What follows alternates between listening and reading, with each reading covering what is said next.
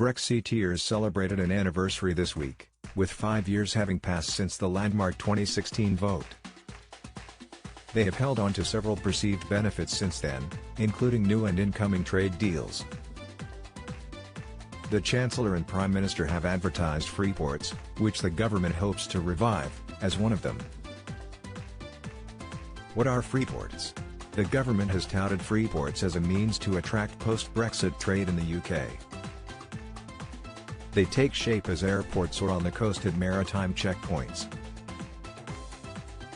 Freeports present an opportunity for streamlined trade without tariffs and only require basic documentation.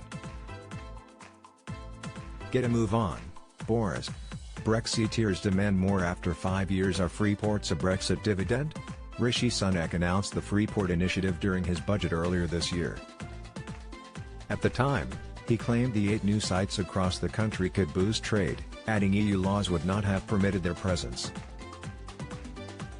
During yesterday's Prime Minister's questions, Boris Johnson claimed the vote gives the UK freedom to establish 8 freeports across the country. But they don't owe their existence to the vote, however, as the UK has established them before. Between 1984 and 2012, when the UK was still an EU member, ministers established 7. But they didn't renew the legislation required to build more, so development stagnated. Other member states have adopted them as well, including sites in Poland and Ireland. But any free zones, FZ, have to comply with EU rules. In 2018, Catherine Barnard, a professor of EU law at Cambridge University, wrote this makes them less lucrative. She used the example of Ireland's Shannon FZ, which authorities launched in 1958. The professor outlined the country's accession to the EU limited incentives of the arrangement. State aid rules at the time increased corporate income tax from 0 to 10%.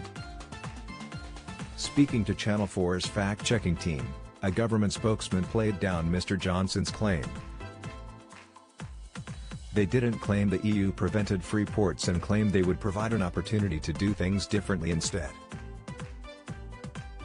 And experts have confirmed there are some benefits, but these are limited. The Institute for Government, IOG, has found they encourage imports by lowering overall costs. And this provides an incentive for manufacturing businesses, which can secure cheaper imported components. However, the institute added the evidence of wider economic benefits is mixed. The IOG adds, there is also a risk that free ports and zones don't create new economic activity but rather divert existing business into the area with the allure of tax breaks, at a cost to the taxpayer in the form of lost revenue.